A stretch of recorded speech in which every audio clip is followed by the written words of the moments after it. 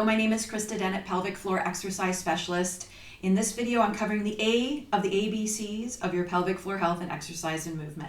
Don't forget to subscribe to my channel because I've got lots of information here with respect to your pelvic floor health, not just the physical aspect and the movement aspect, but the emotional side as well. And of course, whenever I can, I'm going to have guest speakers on this channel. So don't forget to subscribe. And if this video was helpful, please be sure to give it a thumbs up for me. Okay, let's talk about the A of the ABCs of your pelvic health and exercise and movement. A refers to alignment, or you might recognize this name better, posture. One thing I want you to consider is this. We can't always live in a perfect aligned position for our inner core to function. So the first thing people say to me when I say I want to look at their posture is like, oh, my posture is terrible. Well, I can honestly say that none of us have perfect posture 100% of the time.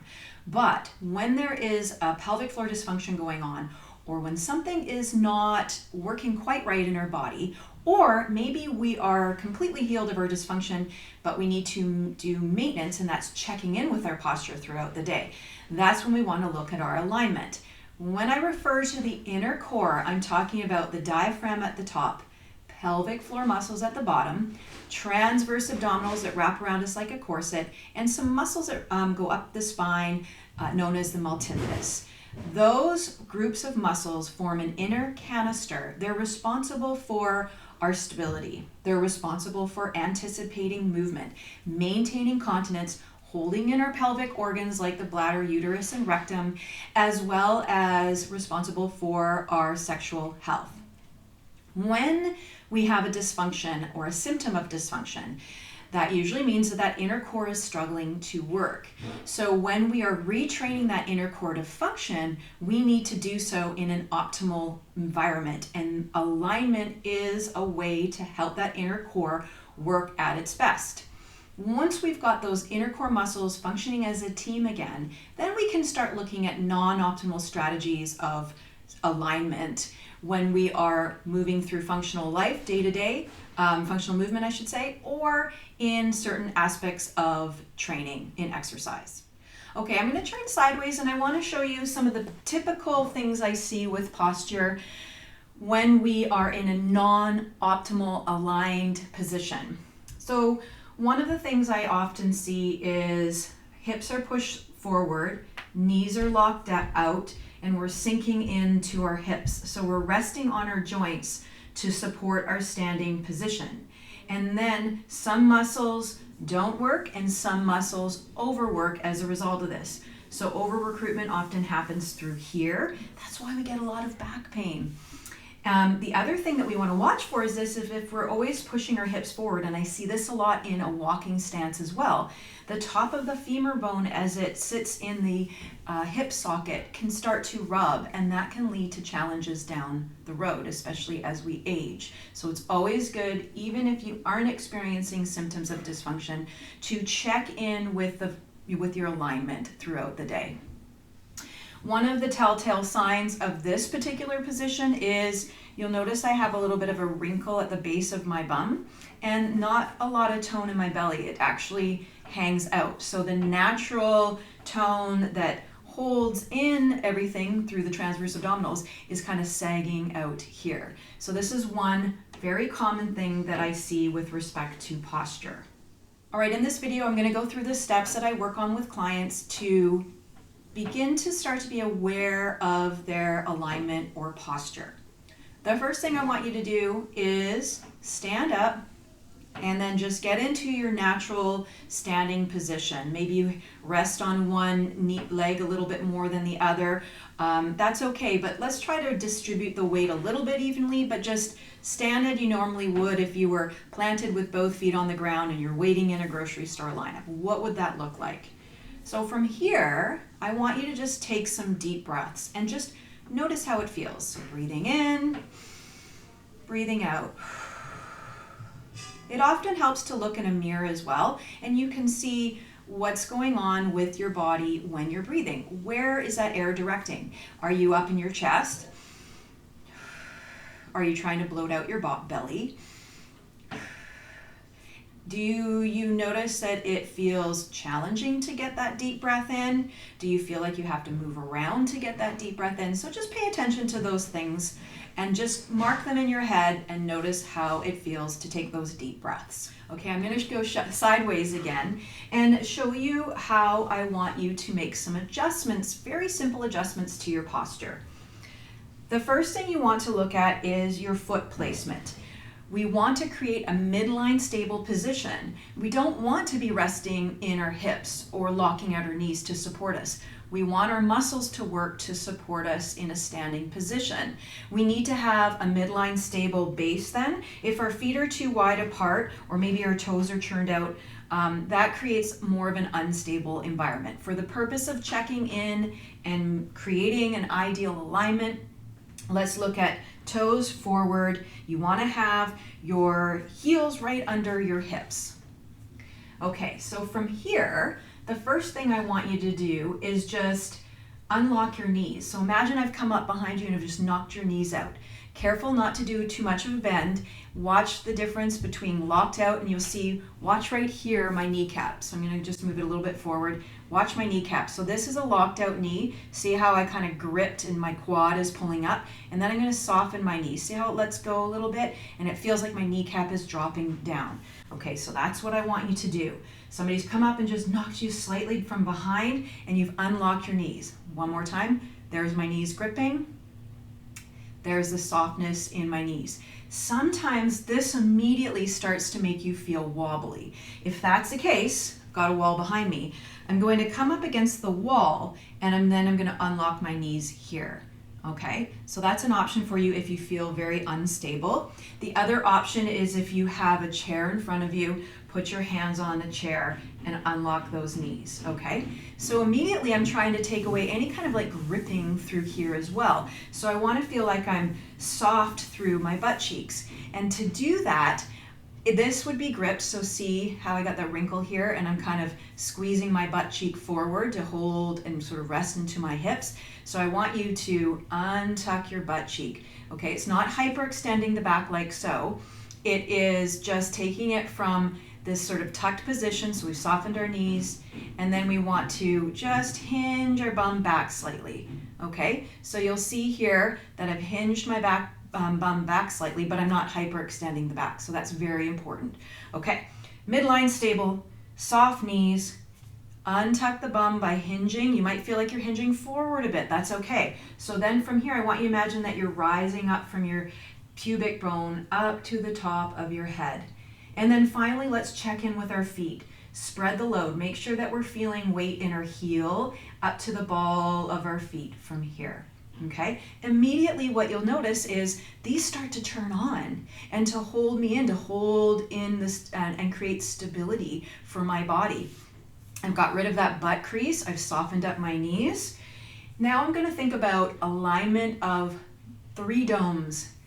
Dome at the bottom, where the pelvis is. Now, normally the pelvic floor is domed this way, but for the purposes of visualization, imagine we're domed here, dome at the diaphragm, dome at the top of my head. I want to make sure my 3 domes are in alignment. This is out of alignment, this is out of alignment. So let's make sure we have those 3 domes in alignment, like so. Make sure you don't have a hyperextension in your back. So you've untucked your bum, but we want to drop that tailbone just slightly so you don't have that hyperextension coming up through the pubic bone to the head, just like so. All right, let's shake it off. I'm going to get you to go in this one more time. All right, let's start from the bottom. Midline stable position. Feel the load in your feet. Make sure it's spread equally in your heel to the ball of your feet. Soften those knees like I've come up behind you and I've just knocked your knees out a little bit. And then we're going to untuck that bum slightly. Make sure we don't hyperextend the back. Rise up through to our top of our head. Careful though, don't get too chesty, too tight through the chest, so soften through the ribs here. Dome, dome, dome alignment like so. If you need support of a chair or the wall, that is your option. So from here, let's take some deep breaths in. Notice how it feels. Good. One more time, just breathe in, nice deep breath. Okay, we're gonna do one more thing here. Go back to the posture you find yourself wanting to be in. Usually it's like maybe the feet are a little bit wide apart, toes out, locked out knees, butt gripping a little bit. You just go into your position. Everybody's a little bit different. Nobody's exactly the same. So from here, let's take those deep breaths in. Just notice how it feels. Notice the ease or lack of ease of breath to take that deep breath in. What do you feel needs to move in order to get that breath in? Okay, pay attention to that. Now let's go back to our alignment one more time. Spread the load in our feet, soften the knees, untuck the bum, not hyperextending the back, rising up from pubic bone to forehead, soft through the chest, domes in alignment. And then let's take that deep breath in. And notice how it feels. All right, it's not always easy on our own to know for sure if we are getting that ideal alignment.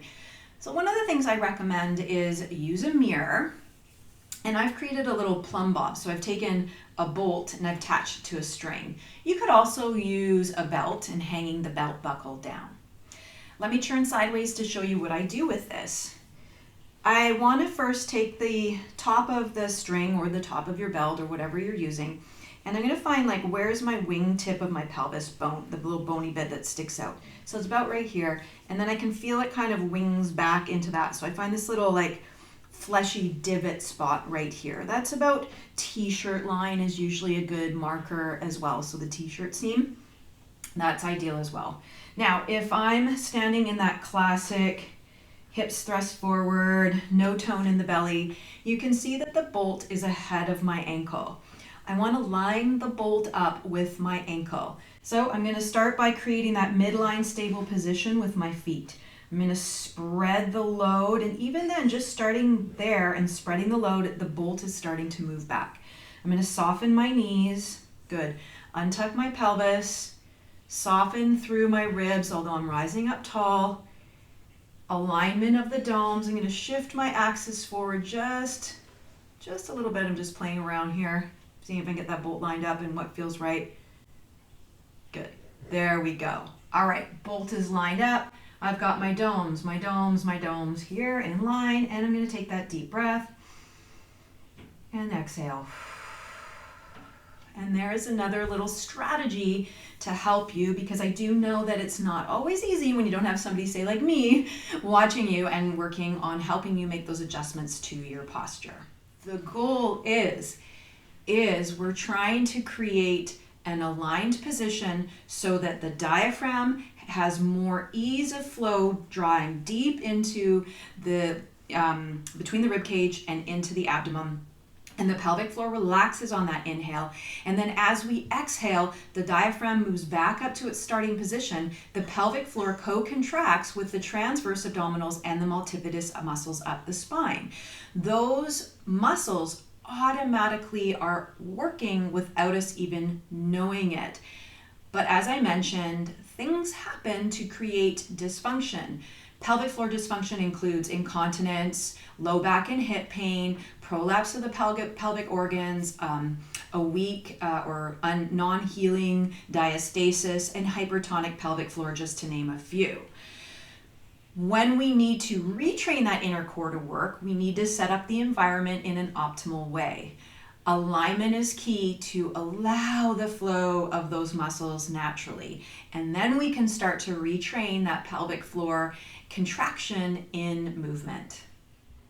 Okay, so I hope this video was helpful to start introducing the ABCs of pelvic floor considerations in exercise and movement. Specifically in this video, we worked on alignment or posture. Be sure to check in with your posture throughout the day. Notice how your muscles can flow with respect to alignment. So we get that ideal alignment. Can that diaphragm flow easier? Can you feel your muscles naturally wanting to relax and contract in a different way than if you were locked out in the more common posture that we find ourselves in? Now, I've got lots of great resources and videos here and more to come in the future, so be sure to subscribe to my channel. And as I said before, if you found this video helpful, please be sure to give it a thumbs up. Thanks for watching.